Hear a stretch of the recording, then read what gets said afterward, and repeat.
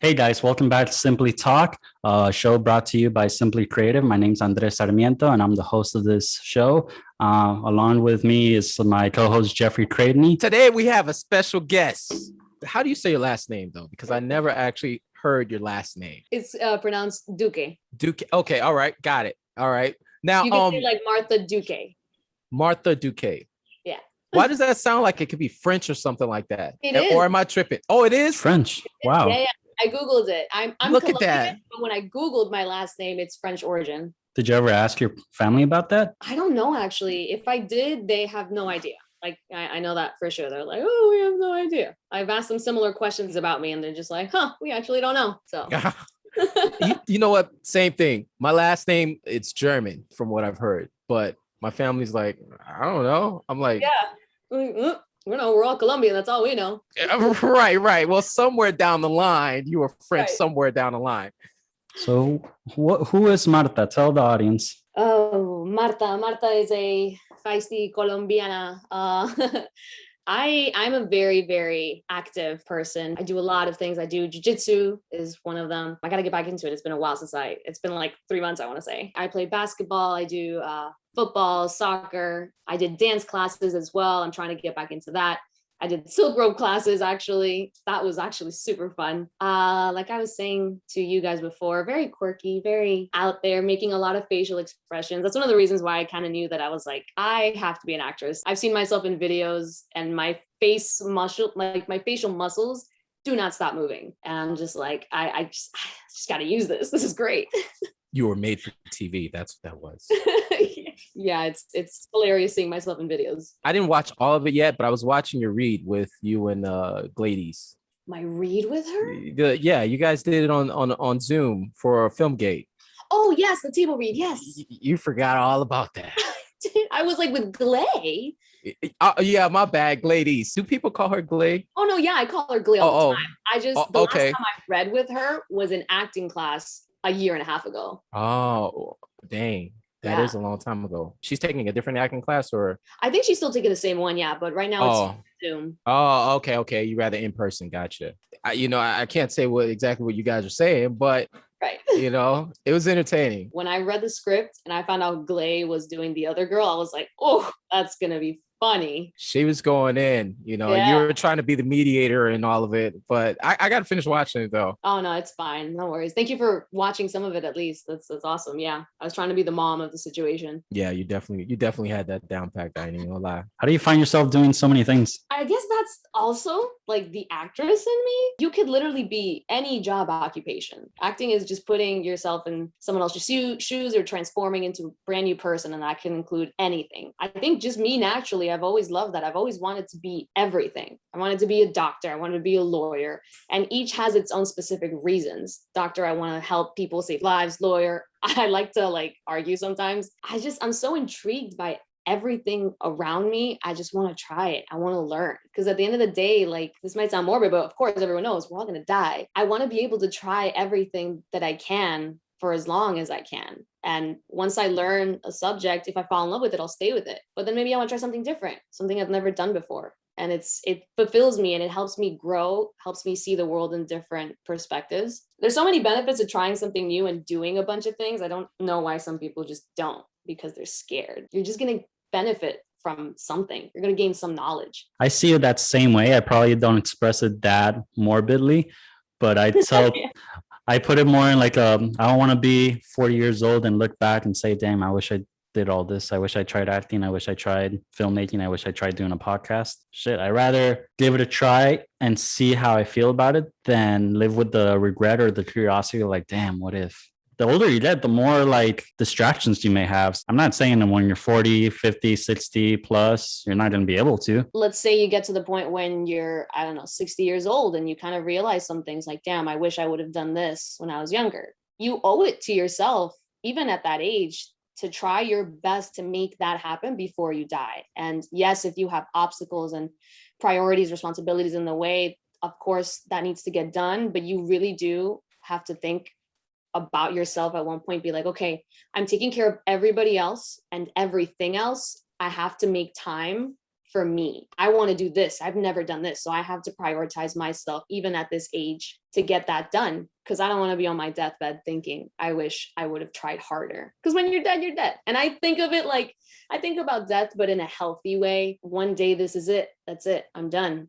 And I think of it as it's going to be a beautiful thing because that's it. My role here is over, but I want it to be meaningful. And I owe it to myself to do that. One advice I always tell myself that people don't take the time to really like just reflect on it is it's okay to be selfish for yourself. Like sometimes you need to be selfish. You need to consider what is best for you, what is best for my growth. If sometimes you have to sacrifice certain commodities or certain people. Yeah, even if it bothers them. In my perspective, people are always going to either support you or hold you back.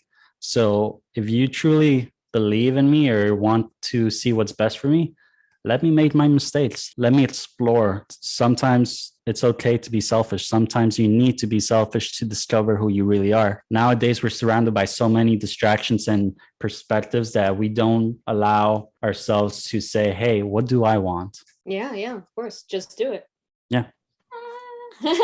We'll get to that in a minute. What was it? Who said that? Was it? I can't remember, but all the world is a stage. That's Shakespeare, right? Shakespeare or it might be. Or Alexander the Great. The world is a show and we're just merely actors in it. So we play our part, and when curtain calls, that's it. You either be happy with your performance, your life's work at that time. I think a lot of actors do think about that a lot. You know, they think about, okay, when the end comes, have I done everything that I wanted with my life? And you're right, it is William Shakespeare. I just Googled it. Oh, okay, cool. Nice. All right. Not even gonna front. 11th grade. That was 11th grade. I heard that, and we had to do like an essay on it and stuff like that. But speaking of that, just to go on the other side of that, you mentioned something in the chat about people expecting actors to be fearless. You know, actors are human beings and they have insecurities. You don't remember saying that? Yeah, I do. Okay. You said that, I was like, yes. You do mention being fearless in your life, but when it comes to acting, it's a little bit different. So for my acting, I'm very confident in it. I'm not cocky. I am very fully well aware that I still need a lot more practice, more training, more experience. 100%. There's still more work to be done. It's my singing that I am not yet. Singing, okay. Yes, gotcha. Yeah. And that's what I was explaining, where, like, you know, in my opinion, you can be fearless and kind of insecure at the same time.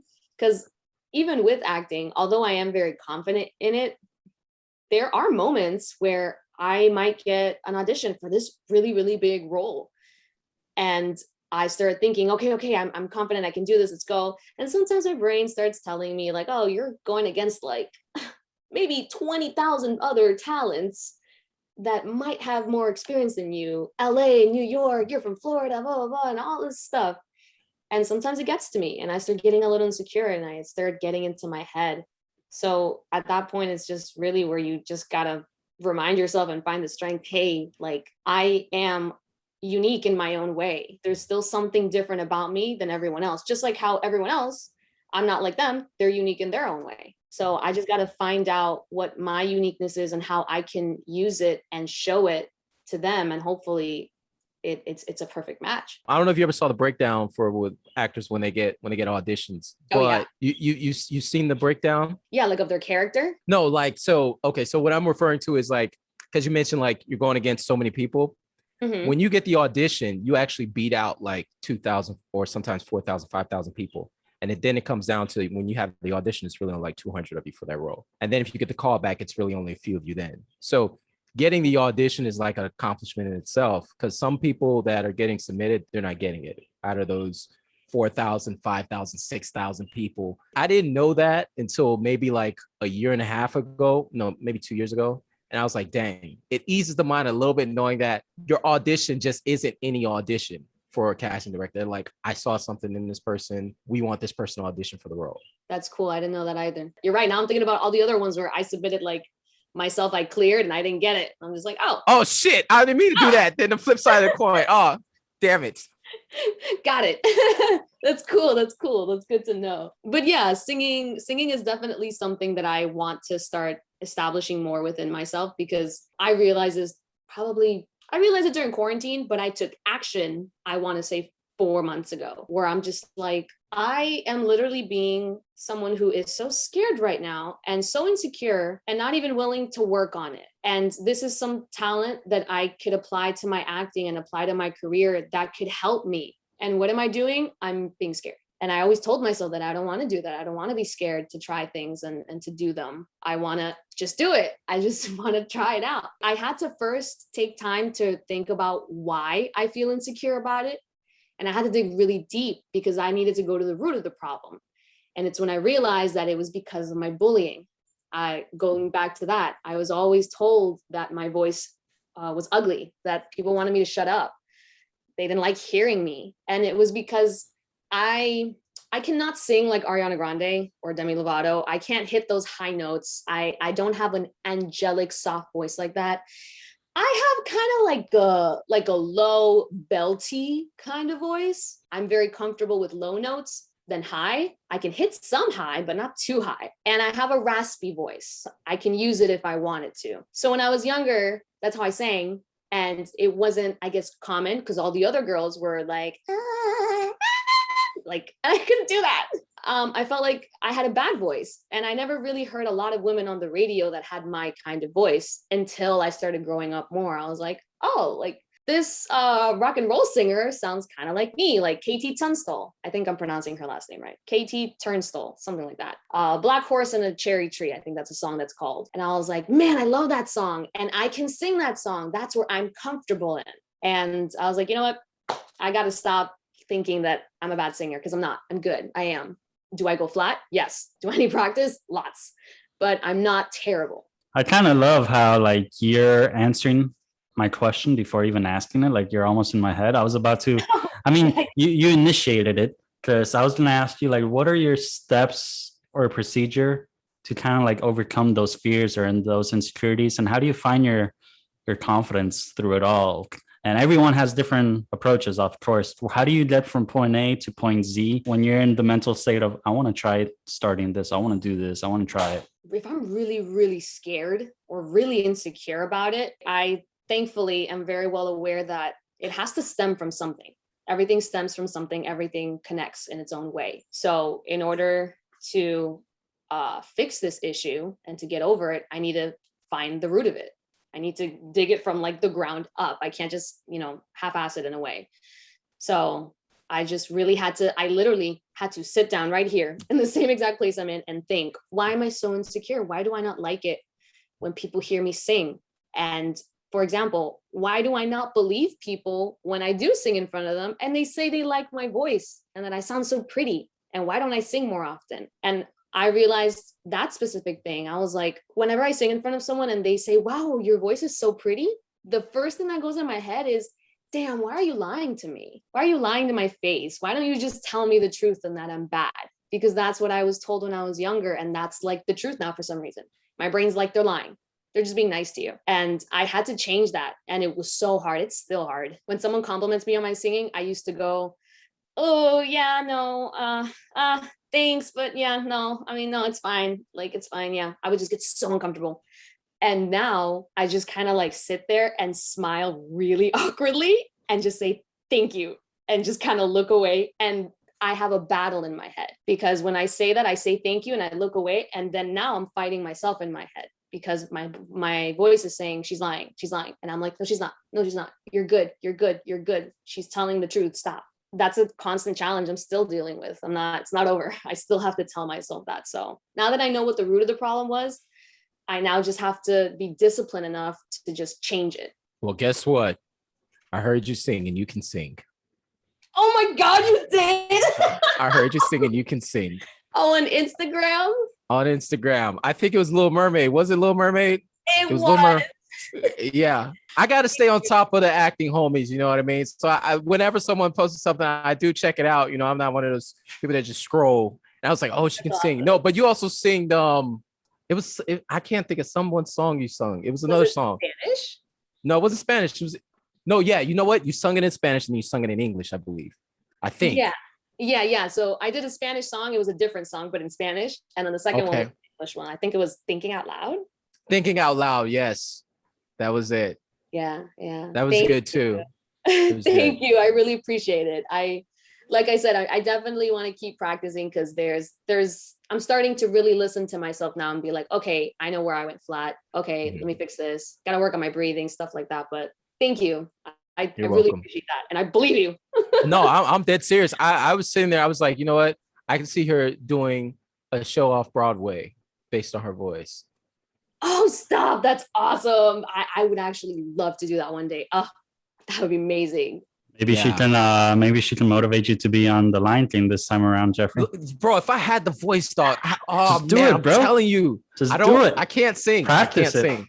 Bro, like I need someone to I can't speak. I have to pay someone. I can't speak for everyone watching this or even within us, but like Martha should be like a source of inspiration because she kind of like literally, if she puts her mind onto something, she's gonna make sure that she tries or fails, but at least tries. She made sure that she remembers that because she got a tattoo. And what's that tattoo?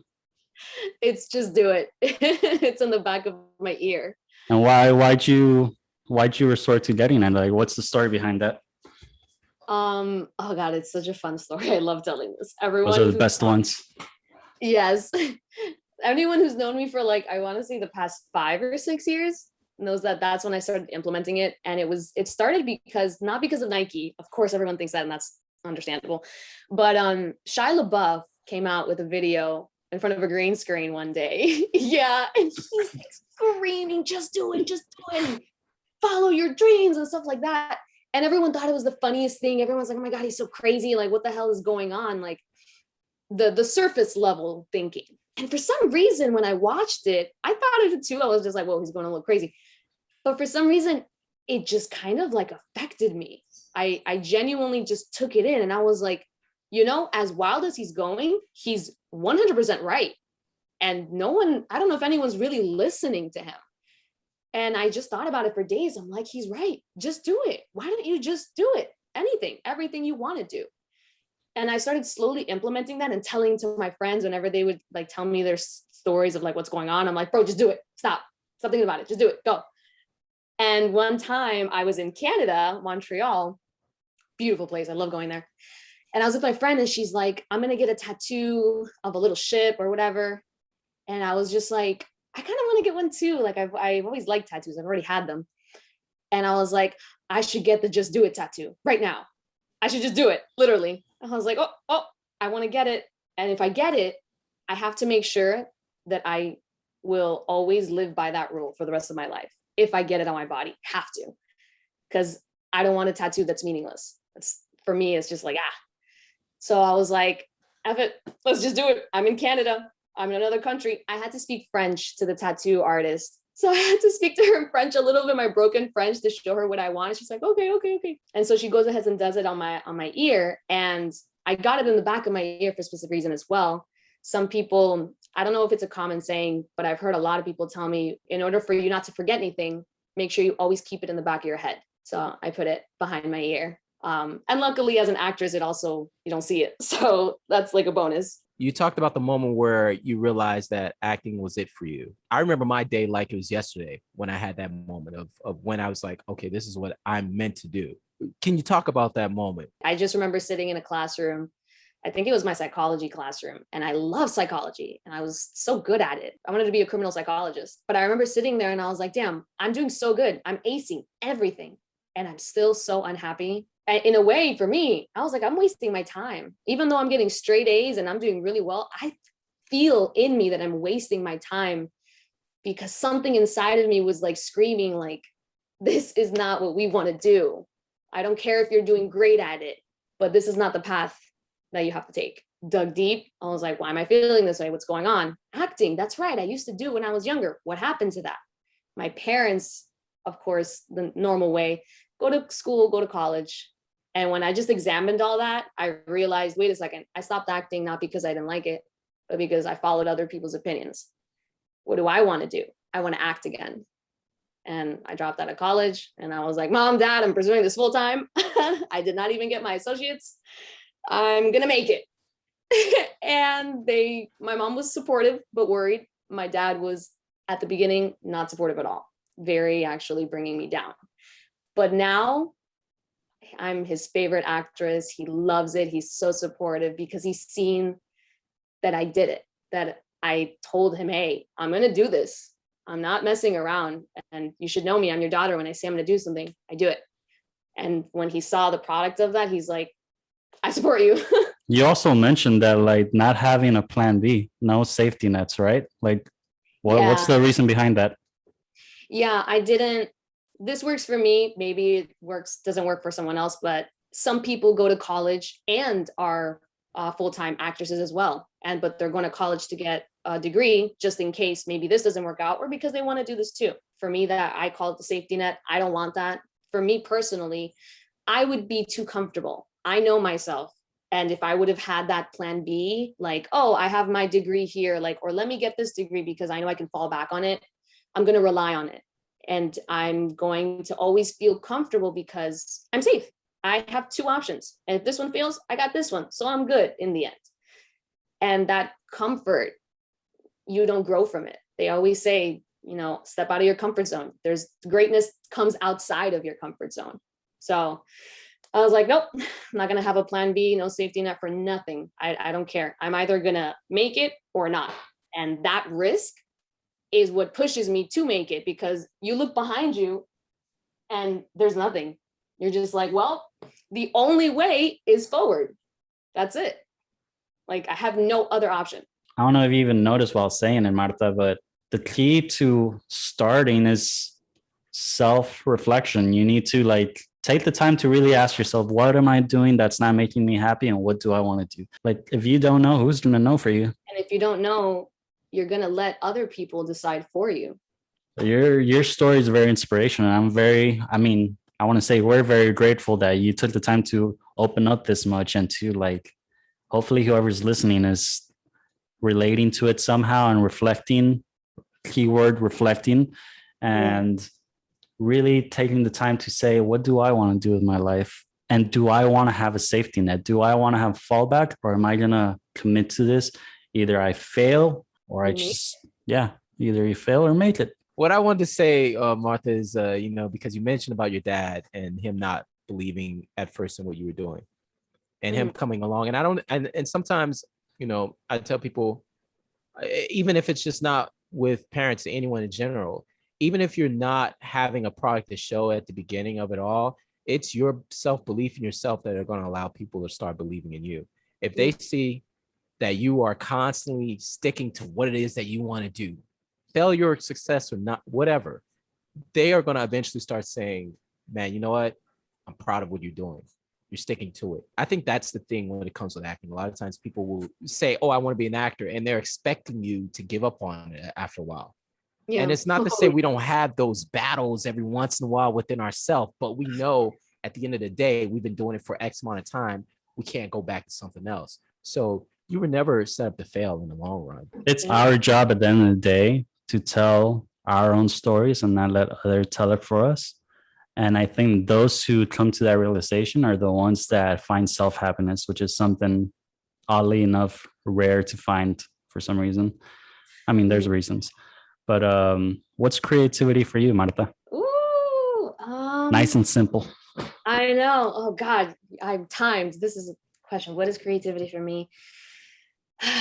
Creativity, man. Oh, you know what? Pouring out all your emotions, regardless of what they are. I feel like there's so many people out there that are so bottled up. And I know everyone says this, like, let your emotions out. But it's so important, especially like as a human being in general. That's just important.